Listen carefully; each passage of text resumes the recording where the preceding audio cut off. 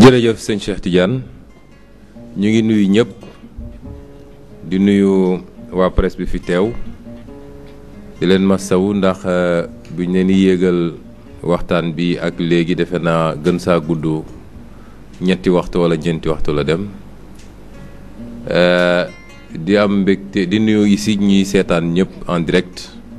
moo xam ci télévision ci rajo wala ci internet bi di am mbégte nekk fi tey ak Cheikh Ahmed Tidiane Youm nga xam ne mooy coordonné le PUR di wax ci suñu tur nag ci suñu tur ndax ñoo jël suñu responsabilité pour ñëw jàkkaarloog askan wi waxtaan ak ñoom kenn yebaluñu fi xam ngeen bi mbir mi commencé ba léegi defe naa déggu leen ñu si ndax dañu nekkoon ci yeneen waaye dañu jàpp ni wax ju ne dañ koy wax ci jamonoom ndax Sénégal actualité day am rek ku nekk ku xam ak ku xamul ku nekk daal di créer sa propre vérité bu dee nag da nga dugg ci cacophonie boobu rek boo moytul sa baat kenn du ko dégg day doon une voix inaudible boole ko it ni baax na dara su amee nga bàyyi ba lenn daje ci ay mbir ci ay fait ni ko tubaab di waxee bi ñu jàppee ni nag wax jot na loolu tax man tey ma jóge fi ma newoon yegg si sànq jokkoo ci ak Cheikh Ahmed Tidiane moom mi si boppam mi ngi woon hors de Dakar ci benn dëj ñu daje fii pour waxtaan fii nag ñoo ko tànn ndax xam ngeen ni kenn ku ne ci ñun am na siège am waaye ñoo ñëw siège u taxawu ndax lan ndax symboliquement siège bi ak salle bii ñu ne dafa am loo xam ne fii lañ ko fase woon ci salle bi te foofu la ñu bëgg a tàmbale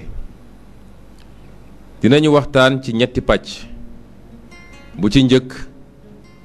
mooy li nga xam ne xew na ci biir Yewwi ba tax ñenn ci kilifa Yewwi génn am lu ñu taxawee am lu ñu wax ñaareel bi mooy li xew ci dépôt liste yi ci boppam ñetteel bi nag te moo ñu ëppal yitte ñun mooy li nga xam ne moom la ñuy dëgmal ndax Macky Sall faaw ñu jàmmarloog moom loolu mënul ñàkk loolu moo ñu gën a yitteel fi mu toll nii donc pàcc bu njëkk bi dama bëgg a fàttali nit ñi nii fàttali ko sama bopp fàttali ko képp kuy leader te bokk ci Yewwi Askan Wi waaye fàttali ko askan wi it su dee jar na ko sax ndax dafa mel ni askan wi daf ñëw jiitu ñun ci li nga xam ne mooy mbébét ak projet Yewwi Askan Wi waaye damay fàttali damay joxe benn màndarga liste yi ñu fi annulé bëri na te du ay liste benn dëkk du liste benn département waaye liste nationale lépp ñu boole ko annulé ko ne sa parrainage matul pourtant coow li tollul nii de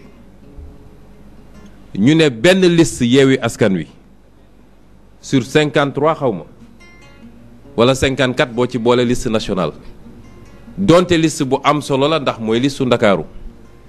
waaye dañu ne benn liste Yewwi Askan Wi la Macky bu bëgg a naxasaayal coow li ne gàññ loolu day firnde benn mbir mooy fi Yewwi Askan Wi tollu réew mi yaakaar bi askan wi am ci Yewwi Askan Wi yaakaar googu nag ku woote boppam leader te nekk ci Yewwi Askan Wi waroo ko fàtte parce que dafa mel ni bu boobaa xamoo lan moo ñu tax a jóg dama koy wax ci sama bopp wax ko ci képp kuy leader Yewwi Askan Wi ndax Yewwi Askan Wi dafa am fu mu jaar ba juddu ba taxaw ba nekk fii kon képp kuy leader ci Yewwi Askan Wi ak lu la mën a naqari dafa am fu muy toll su dee fàtte nga askan wi su dee fàtte nga askan wi xamoo lan moo la andi woon ci Yewwi Askan Wi parce que wax naa ko ñaata liste lañ fi andi leen ñoo xam ne dañ leen ne du ngeen participer du tout ci élection bi ñun dañu ne ci benn département ngeen dul participer waaye semaine a ngi nii réew mi dafa taxaw ngir loolu gëm naa ni bu doon Benno Bokk Yaakaar la coow li du toll nii kon loolu firnde la ñun askan wi dese lu ñu dara te am na lu muy xaar ci ñun mooy ñu mën a fàtte suñu bopp tuuti waaye man la rek man la nañ ma fal su dul man réew mi defe naa boykat bi loolu la waxoon loolu dafa rafetul nañu waxante dëgg su ma defee précision boobu nag dinaa wax ni salle bii la ñu daje gën saa gudd def naa war na def 15 jours ci gannaaw ñu réunion ñu ne léegi dañu war a tabb bi ñu waxtaanee Cheikh Tidiane wax fàttali na ko léegi dañu ne woon nañu fexe ba 70% des leaders nañu dem ci département yi parce que élection bi ci département yi la du ci liste nationale li gën a yomb ci élection législative mooy nga ne maa ngi làqatu ci liste nationale te dañ ma fexe ba def ma place bu may nekkee député waaye élection bi ci liste nationale ci liste départementale yi lañ koy gagné bañ na ba moom bi ñu demee ba coow am ci naka la ñuy def ba joxe 7 députés yi ñu war a mottali bi coow li amee dafa dem jël ay député ci liste nationale yóbbu ko ci liste départementale parce que foofu la enjeu bi te mu leer ni moom li mu am ci ay kàngam lay tabb ci liste ci département yi ba pare sàq xaalisu réew mi ay milliards jox leen dem leen ngeen gagné ci kon ñun bu dee ay leader la ñu am ay leader kii ne man maa ngi dëkk département sàngam kii ne maa ngi dëkk département sàngam même soo gañewul sax mais leader bu nekk war na am sañ-sañu peesewu moo gën nekk rek ci liste nationale teyit ak nu munti demee jàpp nañ ni leader bu peesewu ci département am li mu mun a am foofu amaana koo xam ne amul carrière leader mënu ko fa am ñu ne kon nañu am tey ci élection locale yi passé am na leader yu jël seen challenge dem seen département gagné ko dem seen commune gagné ko ñu ne kon na am ay leader yu dem ci liste nationale liste départementale biñ ñëwee fii ci salle bi leader yépp ne liste nationale laa bëgg a ne ba mu des ñett wala ñeent defe naa jante la ak Abdou Karim Fall Babacar Diop defe naa ak est-ce que du maître Moussa Diop wóoruma en tout cas amoon na ñeent nu mu tuuti yu ne moom ñoom dinañ dem seen département ñeneen ñëpp ne liste nationale ci loo xam ne 30 leaders la pour 53 postes ci liste nationale bi bu dee 25 góor lañu boo dugalee parité ñoom rek ma léegi 50 dem na te ñëpp xam nañu liste nationale nag kenn mënu fa am 50 du Benno du Yewwi du kenn ku mën a am 50 ci liste nationale à moins que nga gagné à 90%. gisuma ko mën a am loolu ñu wër gisuñu solution mu am ku def proposition su ma juumul doyen Habib Sy la ne lii mun nañ fi fanaan du ñu am solution te ñetti fan moo ñu dese pour dépôt liste yi maa ngi proposé comme Khalifa Ababacar Sall du candidat te mooy président conférence des leaders nañ ko bàyyi mu dem daal di def les investitures te ñu wóolu ko mu am MRDS bokkum ne man d'accord naa partiellement d'accord naa ñu jox ko mu dem préparer liste yi mais su paree daf koy andiwaat fii ñu xool bu ñu d'accordee déposer bu ñu d'accordul ba kii discuter Khalifa Sall ne leen confiance day mat wala du mat su ngeen ma joxee da ngeen may bàyyi ma dem def liste yi déposé waaye su dee ngeen ma war a delloo si fii ma bàyyi leen ak liste yi ngeen def ko ñu def tour de table mujj gi ñëpp dëppoo ni jox nañ ko pour mu defi liste yi réserve bi ñu lever ko mu ne la nag su ma koy def dinaa consulter ñenn ci leader yi loolu moo fi amoon fii kon nit buñ ko waxee loolu mu dem defar liste déposé liste ba génn méngoowul ak yaakaaru kenn ku ne parce que nag ala kulli xaal mënoo fi woon fexe ba def liste bu kontaanloo ñëpp mënul ne te loolu ñëpp xaaral ba investiture yi génn ci ñeneen xam nga ñëpp a ngi nëbb seen investiture man de fi ma toog nii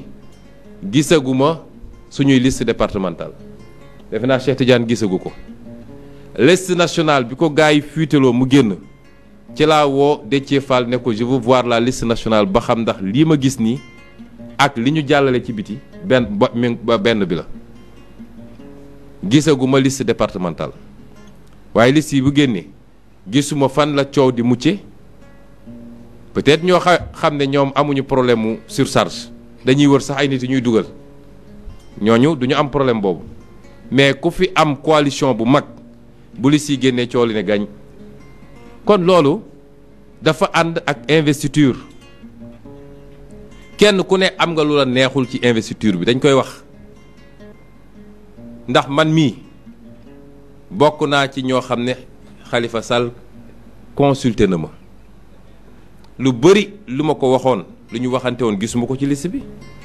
ma jox leen ci ay mandarga waxtaan nañu ma ne ko leader sàngam je n'ai rien contre lui au contraire beaucoup d'admiration la am ci moom intellectuellement waaye warul nekk ci liste bi ndax bi ñu demee élection locale dafa ne d'accordul ak ñun parce que investiruñu ko mu génn daal di ngemb dem ci beneen liste kon li Yewwi am tey du ñaqam mënul dellu suñu dugal ko ci liste bi bàyyi ñi fi newoon di rey seen bopp ñu sànni leen fële ci àll ba kon warul nekk sax ci liste bi ensuite ñi fi nekkoon di sonn parce que tamit dañuy waxante dëgg Cheikh Tidiane wax na ko léegi gis nga investiture lu jafe la parce que bëgg nañ ko dégg bëgguñu ko dégg coalition bu ne dafa am parti yoo xam ne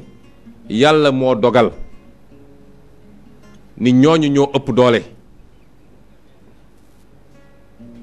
bu mobiliser jotee ñoom ñoo mën a mobiliser bu dem toog ci l'ensemble des bureaux de vote jotee ñoom ñoo mën a am l'appareil politique buy toog ci bureau de vote yi bu génne xaalis jotee ñoom ñooy génne xaalis bu campagne jotee ñooy mëne campagne bi kon dafay jaadu ñooñu tam bu desee lu dul def ay investiture ñu fexe ba seeni militant bañ a décourager muy lu jafe nag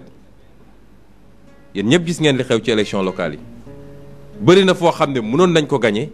mais on l'a perdu parce qu'on a voulu faire des équilibres militants yi ne la lii d'accord ma ci parce que kii xamuñu ko mësuñu koo gis fii ngeen xëy nañu moom ngeen di teg fii mais on a fait des efforts parce que ànd bu ne di nga essayer xam xool loo bàyyi kon parti yi nga xam ne tey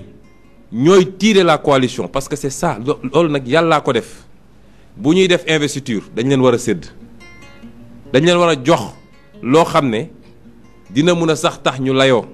ba appareil bi topp moom it parce que appareil bi su toppul du ñu am dara tous duñ ko am loolu jaadu na on dit que telle personne n'est même pas leader on l'a placé avant tel ou tel autre mais c'est benn appareil la bokk boo xam ne rôle bi muy jouer ci biir mbir mi c'est un rôle central pour ñu mun a am résultat bi ñu bëgg te malgré tout du ñu am lu ñu bëgg mukk parce que kenn ku ne ci ñun say parti ngi bëgg a tas parce que les militants à la base aussi ñoom jàpp nañ ni voilà ñun suñu parti ni mu toll et cetera et cetera te loolu it leader bu ne da ko war a bañ ak ay militants am na loo war a fexe ba yóotu c'est normal mais bul nangu mukk say militants bëgg la gëmloon da nga war a jël lépp parce que suñu amul woon besoin def coalition kenn ku ne bu wóoloon ni moom mun na demal boppam moom dong jarul ngay dem coalition mais doone damay ànd ak nit ñi ba pare ñëpp dama leen ni wéq ñu dem fële man ma dem man dong donc loolu it ñun waruñu koo nangu suñuy militant bu li siy génne di ngeen gis coow li bëri maa fi njëkkoon maa fi defoon lii maa fi la te amul lenn loo xam ne dafa méngoog li sénégalais di xaar ci ñun waaye maa war a falu loolu rek mooy coow li man la sudul man réew mi tas na parti bi tas na dem naa sama yoon pression yooyu souvent les leaders di subir mooy andi yu bëree bëri te nañ ko gis après. Mais comment trouver le juste équilibre muy exercice bu jafe. Donc ñu waroon def investir ci base boobu beneen mandarga bi ma mën a joxe man dama jàppoon ni bu ñu génnee ci loolu nañu xool ay leaders yoo xam ne parce que gis nga mbooloo mooy doole ku vivre lu ñu vivre mois de mars février mars bi année 2021 Sénégal yëpp bu ñu jóguloon taxaw lan la honorable Aïda Mbodj joué ci affaire bi lan la Mamba Guirassy joué ci affaire bi lan la Cheikh Bamba Dièye joué ci affaire bi lan la Dame Mbodj joué ci affaire bi pendant ce temps amoon na ay leaders de mon parti yoo xam ne ñemeetuñu woon sax jël seen téléphone nee nañ ils étaient sur écoute dem wut fu ñu gas suulu kon dafa am loo xam ne dañ ci toll da nga soxla doole ñëpp pour jëlee fi li fi ne loolu indi coalition et il faut trouver le dosage qu'il faut le dosage parfait n'existe pas te du mus a exister mais su dee def nañu loolu man jàpp naa ni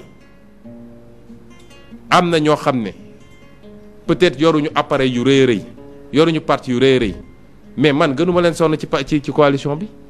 bu ñu dooree ba léegi ñu ngi fii ci premier rang yi fu ñu mus a fanaan àll ñi nga fa fu ñu mus a et cetera ces gens-là mérité ñu xool nu ñuy def ba ñu figurer en bonne place ça n'a pas été le cas pour certains ci ñuy ñëw te di bees man jàpp naa ni ku mel ni Dame Mbodj su taxawoon assemblée mais c'est un bon député te je l'ai défendu et j'ai été surpris de ne pas le voir sur les listes kon kenn ku ne ci ñun am nga lu la neexul ci liste bi dañuy waxante dëgg rek kenn ku ne am nga ko mais est-ce que mun na justifier ñu ne tey ñu tas coalition bi bu dee Sénégal moo ñu tax a jóg parce que Sénégal jeexul de commencé gul sax te bu ñu yàlla mayee ñu egg fi ñu bëgg a yegg bu dee servir rek moo tax nit ñi jóg liggéeyal askan wi ba dugg boîte vocale comme disent les gosses mais y aura de la place pour tout le monde kon bu ñu génnee ci loolu man dama jàpp ni kenn ku nekk ci ñun kuy leader war ngaa ànd ak tey ak dal d'accord naa nga exprimer sa frustration dégg naa ñu ne Ousmane Sonko dictateur la dafa génne nit ci groupe WhatsApp bi leader bu ne dafa mer amul lu muy def lu dul bind naan l'ancien pensionnaire de Rebeuss voleur de riz et de mil dama lay génne ci groupe bi duma ci waxaale parce que c'est incorrect kooku démb ak barki démb xama woon loolu ci moom bu la defoon deuxième place nga ne wu waaji mooy waaja def la foofu nga dugal di saaga ma génne ko ci groupe bi te ku fi saagawaat ma génne ko ci groupe bi amul luñ ciy xaar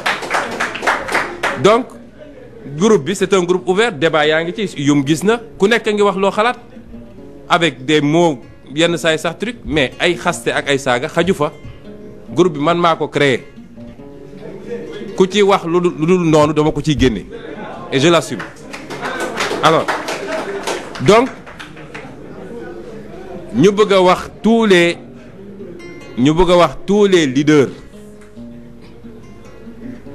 leaders nañu delloo ci seen xel askan wi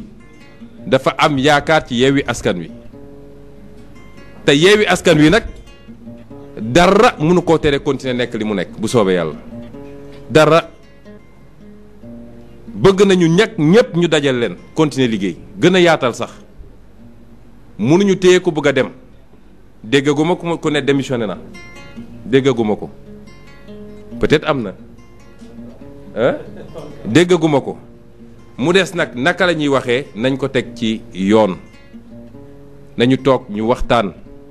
et qu'on laisse de côté les procès d'intention su doon man maa def investiture yi tey coow dina am parce que dina am ñu dul d'accord kenn kuñ ko joxoon ci ñoom coow dina am parce que dina am ñu dul d'accord kon projet la ñu am nañu continuer liggéey dans le cadre de ce projet mooy premier bi ma bëggoon wax ñaareel bi mooy li xew keroog bésu dépôt liste yi man j'étais à Ziguinchor Cheikh Ahmed Tidiane mi nga woon foofa man biñ ma woowee vers 18h yéegal ma ni lundi 18h yéegal ma ni problème dafa am ci Dakar mbir mi daf ma bett parce que man jàpp moon ni pour man instant boobu nit ñi génn nañu DG ba ñibbi parce que ku dugg 20h ou 21h la veille ba 18h le lendemain bi ñu ma wooyee ne ma problème dafa am ci liste Dakar bi man je n'en revenais pas Khalifa Ababacar Sall moo ma woo ne ma problème am na ci 7 députés Dakar yi te li andi problème bi mooy ñun dañoo defoon préparer investiture ba pare bu ñu demee ba war a yeggali dimanche xam ngeen ni dimanche la woon date dépôt bi dimanche vers midi la ñu trouvé un accord gars yi ñëw signé fii au premier ak waa wàllu ñu war a reprendre l'ensemble des départements loolu du liggéey bu ndaw Ndakaaru lu ñu ci déggoo woon mooy juróom-ñaari député la ñun dinañ ci am juróom benn wàllu Sénégal am ci benn bi ñu demee def le travail ci wàllu département bi ñoom nee nañ dañoo jàppoon ni wàllu benn lañ ko waroon jox boo xam ne jigéen la wàllu ne déedéet comme benn rek ngeen ma jox góor la war a doon loolu moo andi woon blocage bi biñ ma woowee wax ma ko man li ma leen njëkk a wax mooy jox leen wàllu góor daal di dugal benn jigéen rocc benn góor ñu avancé parce que wax dëgg yàlla su ñu demee ba ne liste Dakar am na problème ñu naan benn góor ak benn jigéen bu ñu waroon def nii moo ko andi du ñu xam lu ñuy wax askan bi donc génne leen benn góor loolu 18h ba 23h et quelque ci loolu lañ ne woon ñu ne dama dégg ñu bëri ne Khalifa Ababacar Sall moo ko def moo ko tey te dafa bëggoon piéger parce que Barthélemy la bañ mu def lii et cetera loolu dara du ci dëgg dara du ci dëgg te dama leen ci wax ay firnde yu leer vers 20h bi ma waxee ak Khalifa dama ko ne Khalifa diggante Babacar Mbeng ak Pala Samb génne ci kenn nga dugal benn jigéen ñu dem déposer liste bi mu ne ma il faut ma waxtaan ceeg Barthélemy Diaz parce que Barthélemy Diaz tient à avoir ses 3 députés, ses 3 hommes à Dakar 21h ma woowaat ko ne ko est-ce que réglé ngeen ko mu ne ma xaaral ma woo Barth mi ngi woo Barth def ko haut-parleur maa ngi koy dégg bi mu ko waxee Barth daf ko ne mënuñu changer parce que fi ma ko teg mooy dama soxla ñu may jàppale ci campagne bi Dakar il faut ma am ay maire yoo xam ne mën nañu xeex te dinaa mun a ànd ak ñoom ci campagne bi donc su ngeen ma génneelee maire yooyu dinaa am problème pour battre campagne ma ne ko Khalifa raccrochel s'il te plaît mu raccroché ma ne ko waatal Barth nga dugal ma bi mu woowee Barth dugal ma li ma la wax nii c'est 21h et quelque lundi ma ne ko Barthélemy génne leen benn góor ngeen dugal benn jigéen parce que du ñu liggéey li ñu liggéey ba egsi fii ñu naan ñu benn góor ak benn jigéen ñu nar a yàq suñu liste et li ma la wax nii c'est pas une consultation parce que deux leaders c'est des leaders qui décident ici li ma la wax c'est une décision on va sortir une femme un homme et on va mettre une femme ñu waxtaan mu ne ma d'accord na nañu xool léegi moom Khalifa na woo Pala pour wax ko ñu arrêté loolu bi ma toogee ba 22h y a pas d'évolution j'ai appelé Déthié Fall ma ne ko Déthié non yum mii moom ma woo il était à la direction générale des élections mu ne ma y a un problème et cetera ma ne ko passe ma Déthié il me passe Déthié ma ne ko Déthié génneel un homme nga dugal une femme tu déposes la liste parce que tamit nag coalition bi diw moomu ko diw moomu ko fait ça ñu avancer il me dit écoute nañu xaar tuuti comme dañoo ànd bu rafet ba fii nañu xool nu ñuy def ak suñu nos amis de taxawu pour bañ mu mel ni dañoo wañ seen loxo forcer leen def affaire bi. ma ne ko léegi dëcc suñu toogee ba 23h30 minuit waa taxaw décision qu'est-ce qu'on fait mu ne boobaa je prends mes responsabilités je fais ce que j'ai à faire je dépose. ma ne ko d'accord noonu ba Khalifa vers 23h et quelques mu ne ma on a trouvé un accord on va sortir par là et on va mettre Ngoné Mbengue. lii soo gisee ma wax ko c'est pas que dama bëgg a nettali ay affaire u biir mais dama bëgg ñu génne lenn mooy les gens de mauvaise foi nga xam ne duñu wax dëgg mukk ak nu ñu def ba yàq jàpp nañ ni mun nañu féewale Barthélémy Diaz ak Khalifa Sall wala Ousmane Sonko ak Khalifa Sall dégg naa ci kenn koo xam ne dafa fen a fen ba ñuul kukk ngeen jégal ma ci kàddu gi kilifa yi du mu mus a wax ci àdduna ba suba ba ngoon jot du dëgg naan Sonko a dit à Khalifa allez-vous xam nga mag mu toll noonu nga xam ne tey li la dese ci dund li nga dund moo dese la dese dund ngay wax loo xam ne dara du ci dëgg kon ñooñu laa bëgg Sénégalais yi xam ni fii problème amu fi lii rek la du benn complot du loo xam ne Macky Sall moo jënd Massamba wala Mademba amul ci Yewwi Askan Wi du loo xam ne lu ñu complot la pour casser la carrière de X ou Y amu fi kenn ku nekk c'est de bonne foi. Khalifa a tardé à prendre une décision parce que dafa bëggoon waxtaan ak Barthélemy ba ñu déggoo Barthélemy a tardé à lâcher parce que dafa jàppoon ni équipe bii la soxla pour mun a gagner Dakar c'est tout amu fi leneen mais ku nekk yor sa làmmiñ mbër et puis nos adversaires la foog ni mun nañu jaxase Yewwi Askan Wi laaj leen kan mooy nu mu tudd Saliou Sarr ñoom dinañ am lu leen doy ñu ngi ñëw ci loolu kon lii moo fi xew il n'y a pas de problème entre Khalifa Sall ak Barthélemy avec entre Ousmane Sonko ak lii certes il y a eu de la négligence humaine certes il y a eu des erreurs et nous les assumons mais de là à vouloir yóbbu affaire bi fenn loolu amu fi et tout ce procès qu'on est en train de faire à Khalifa Sall il faut que ça s'arrête c'est faux nit ñi mun nañu bañ a kontaan ci investiture yi mu def ça c'est autre chose mais wax ni dafa jaay liste bi dafa lii dafa laa loolu amu fi la ca des nag ba ñu demee ba décider ne dañuy dem déposer la xew foofu direction des élections foofu it erreur humaine la parce que boobu ñoom def nañu 24 heures foofu plus de 24 heures ku dugg 20 heures ba le lendemain 23h45 nelawuñu lekkuñu lu baax sonn nañu ba pare nag ñëw taxaw ñu ne leen ah lii de lu mën a nekk la kon loolu c'est une erreur humaine Déthié Fall kenn mënu ko remettre en cause en tout cas man il a à 500% ma confiance et mes remerciements parce que nag nit ñi xaaruñu lu dul erreur am ku nekk di wax waaye Déthié Fall moo yoroon suñu investiture élection locale yi souvenez 70 listes yoo xam ne daw na subaak ngoon ànd ak avocat yi bi sous-préfet ak préfet ak ñoom ñëpp def seen gàngoor googu di yàq suñu liste yi kooku mënuñu xëy tey depuis combien de temps la nelawul siège am lay fanaan ànd ak informaticiens yi depuis parrainage ba ni ñuy déposer liste yi ba ni may wax ak yéen nii ma nga ak avocat yi ñuy préparer des recours les gens sont tranquillement dans leur salon taal seen truc yàkkamtuñu lu dul erreur bu ndaw am ñu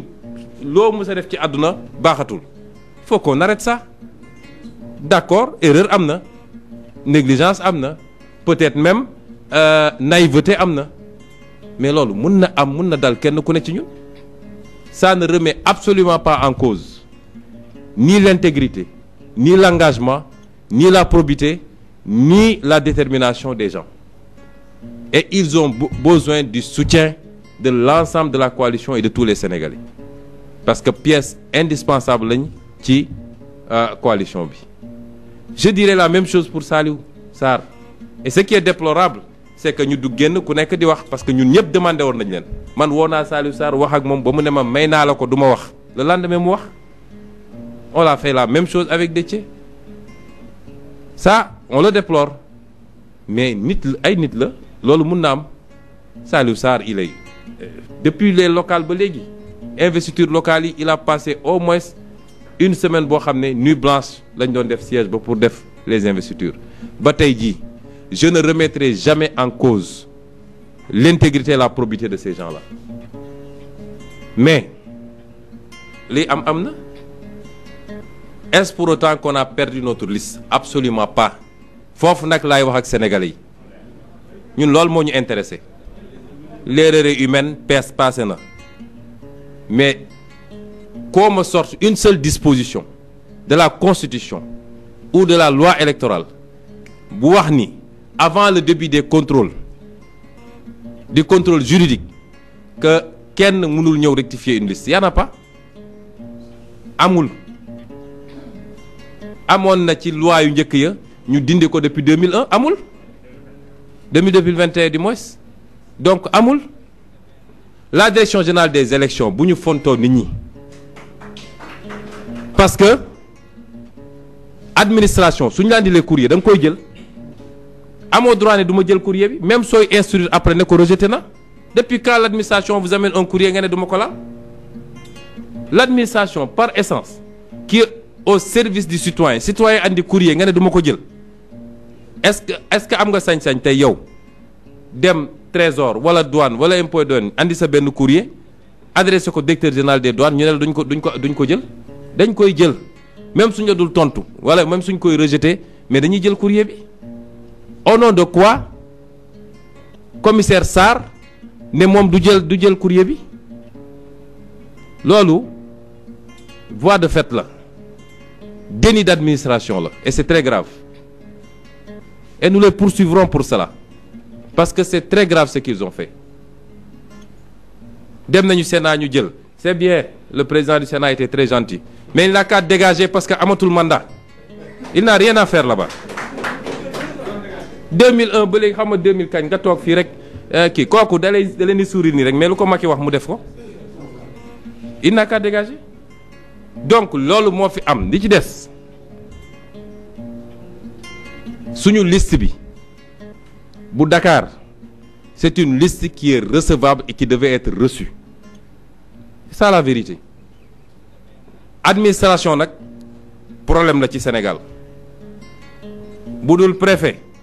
di ministre bu dul ministre di DGE mais loolu il faut que ça s'arrête mënul continuer noonu notre liste est recevable et elle sera reçue mais li gën a garaaw cette même DGE a admis et a reçu et a validé les parrainages de Benno Bokk Yaakaar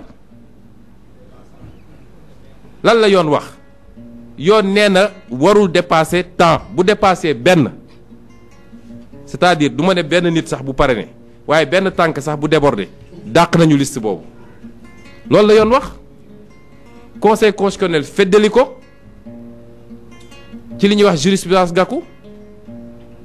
tey ñu ne dañuy jël parrainage Benno Bokk Yaakaar te Benno Bokk Yaakaar dafa déposer lu ëpp loolu waaye ñii ñun lan moo tax ñu war ñoo yeb nag ñun daal ñooy encaisser lu leen neex ñu teg ñu mais ñële lu leen neex ñu def ils acceptent de recevoir ça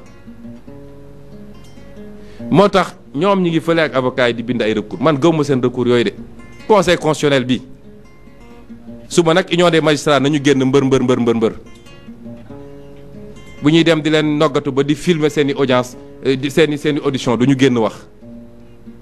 gis nga réew mi suñu moytuwul administration justice ak Macky Sall ñoo ko nar a taal moo ko ñëpp dégg ko nag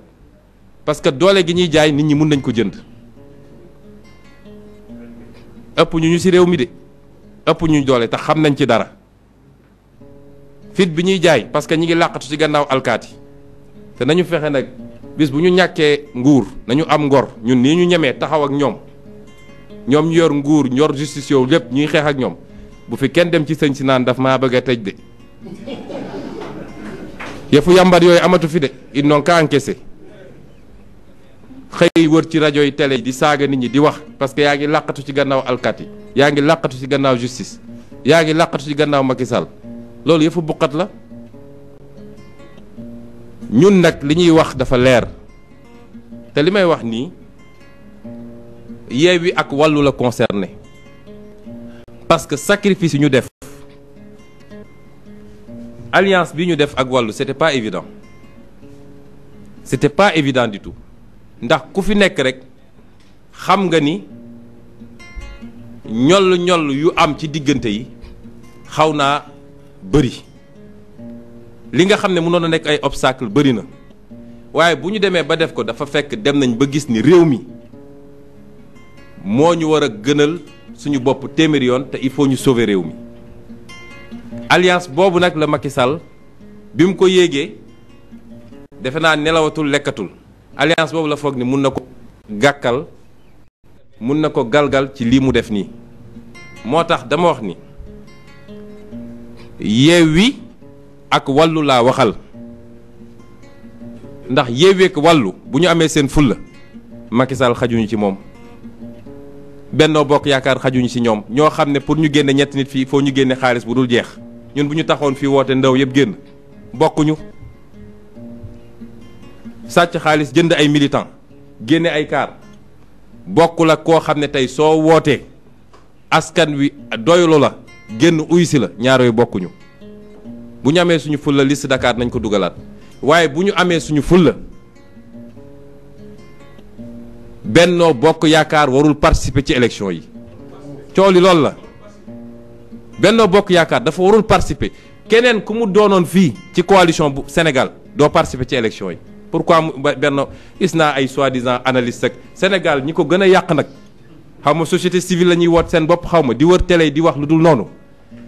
suñ leen joxee xaalis rek ñu yor seen làmmiñ di mbër-mbëri du ñu wax mukk dëgg ñu naan ay nañu ut solution nañu truc bu dee dañu war a nañu bàyyi liste Dakar pour mun a justifier nu ñuy bàyyee listu Benno Bokk Yaakaar kon ñi ñu bloqué yëpp ci parrainage nañu leen bàyyi ñu ñëw la loi c'est la loi ku mu doon rek dafa war a dal sa kaw ni muy dalee ñëpp Benno Bokk Yaakaar warul participer ci élection yi su dee nag Sénégalais yi li ñu yaakaar ci ñun ak fi ñu bëgg a jëme ak ñun am na fu mu leen yegg li ma leen wax dafa leer gis nga Macky Sall xamul waxtaan xamul waxaale rapport de force la xamul leneen ñu foog ne lii dina ko arrêté ni mu koy defee la koy defee ba mu jeex joxe na instruction ba conseil constitutionnel nag les soi-disant sages bu ñu jógul jël suñu responsabilité jàmmarloog moom li muy def dina ko def daa di ëldëb assemblée nationale bi daa di préparer troisième mandat loolu moo fi des moo tax li ma wax Wallu Sénégal Yewwi Askan Wi ak l'ensemble du peuple sénégalais parce que nag yaakaar gi peuple bi amoon mooy enfin depuis 2012 élection bu jaar yoon dina fi am et pour la première fois cohabitation dina am Sénégal comme ça risque de se passer en France loolu la Macky Sall bëgg a compromettre loolu du mbirum Ousmane Sonko de du mbirum Cheikh Tidiane Youm du mbirum Massamba ak Mademba mbirum sénégalais yi la sénégalais yi ñoo warul nangu une élection au Sénégal sans la liste de Yewwi Askan Wi à Dakar foo gagné barki démb avec ñoom ñi ngi am xam nga lan 80 000 voix yow nga am 180 000 voix ñu bëgg la ko foqati tey ci caaxaan loolu ñun ñoo ko warul nangu kon ñu ngi gërëm ñëpp di leen sant di daanele ci apporter mon soutien au footballeur Idrissa Gana Gueye parce que gis nga tubaab yi dañoo foog ni ñun ab mbalit lañu saa suñu jógee ne nos valeurs ñoom rek am valeur ñun amuñu valeur de la ñu xalaatoon bi ñuy ñëw fii di ñu coloniser nañuy ñëw pour civiliser ñu ba léegi ci loolu lañ nekk ñoom ñooy les droits les nations des droits de l'homme ñoom ñoo am ay valeur tey il faut ñu imposer ñu góor jigéen soo demee seen dëkk ne am naa ñaari jabar ñu ne la ci biti ñoom rek am valeur ñun amuñu valeur ba kañ lii mu def nag courage la ñun ñëpp sans distinction de religion ñun ñëpp dañ ko cee war a jàppale. ne serait-ce que parce que ñoom suñuy wootee droit de l'homme mooy kenn ku ne ñu respecter ses convictions am na sañ-sañ ne lii dëppoowul ak sama conviction du ma ci bokk saagawu leen xuloowul ak ñoom xeexul ak ñoom waaye damay téye sam bopp. kon ñu ngi koy féliciter di ko encourager di ko apporter tout notre soutien di jox nit ñëpp nag daje ëllëg au tribunal de Dakar pour le verdict du procès de Barthélémy Diaz, maire de Dakar. Et ma wax nag ni il restera le maire de Dakar s'il plaît à Dieu. Parce que dégg nañu Macky Sall mu naan le maire qui fait pas ça il révoque. Le premier maire de Rewmi qui révoque il sera révoqué dans les 24 heures moom Macky Sall. Parce que moomul nit ñi dañ ko fi bàyyi en sursis lañ ko fi bàyyi il n'a qu'à révoquer un maire de Yewwi Askan Wi loolu la ñu bëggoon wax di leen gërëm di leen sant di jéggalu ci guddee bi merci.